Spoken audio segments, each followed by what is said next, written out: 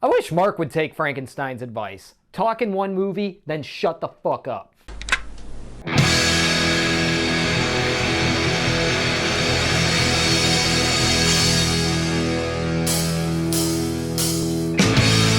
What's going on, everybody? Vinny Prisco with your MHN Horror Fact of the Day. Congratulations, you have made it to the end of our HHN Movies and TV Shows Haunted House Week, which featured a different person every day covering the Halloween Horror Nights haunted houses based on movies and TV shows. To clarify, we are giving facts on the movies and TV shows themselves that the haunted houses are based on. And I'm going to close this out by talking about the 1935 classic, the greatest, my favorite of all time, The Bride of Frankenstein. But before we get started, do us a favor and go ahead and stab that like button, smash that subscribe, and click that dingy bell to be notified every time we drop amazing content right here on Midwest Horror Network. The Bride of Frankenstein is the 1935 direct sequel to the original Frankenstein made in 1931 at Universal. And many people don't realize about this film, it is the only one in the entire classic Universal horror series where the monster spoke. We're not going to include Ghost of Frankenstein, where that was Igor technically in the monster's body. What good is a brain without eyes to see? This was a decision by the film's director, James Whale, who directed the original one in 1931.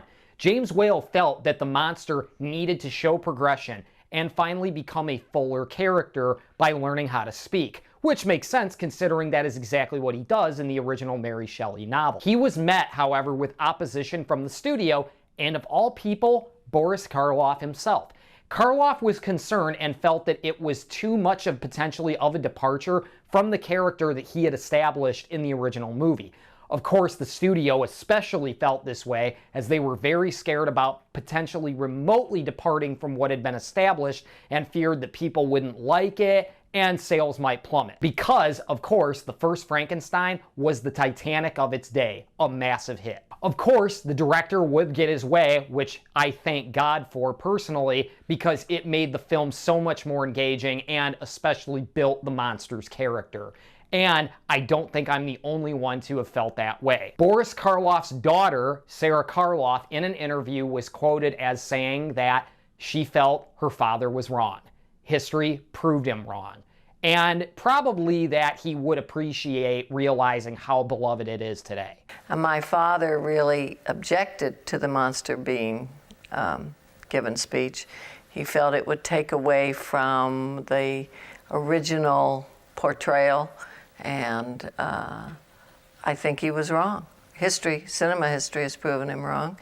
It's one of the few sequels that really most film critics regard as surpassing the original. For me, the monster being able to speak in this film gave his character so much depth. From when he meets the hermit, he speaks about seeking a friend, he speaks about hating the living and just loving the dead, and then finally his few words with the bride at the end of the film. This makes it incredibly special to me, and I'm sure makes it special to everybody else who is a fan of this film and the Universal Monster franchise. And that has been your MHN Horror Fact of the Day. Thank you so much for joining us, and I have a comments challenge for you. What is your favorite Universal Monster and why? Mark will choose, of course, with my expert opinion,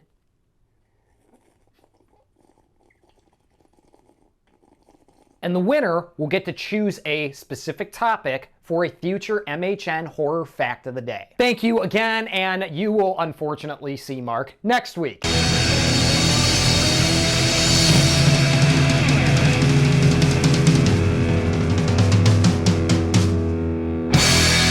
Honestly, in all seriousness though, this probably is my favorite horror movie of all time. It just takes the cake.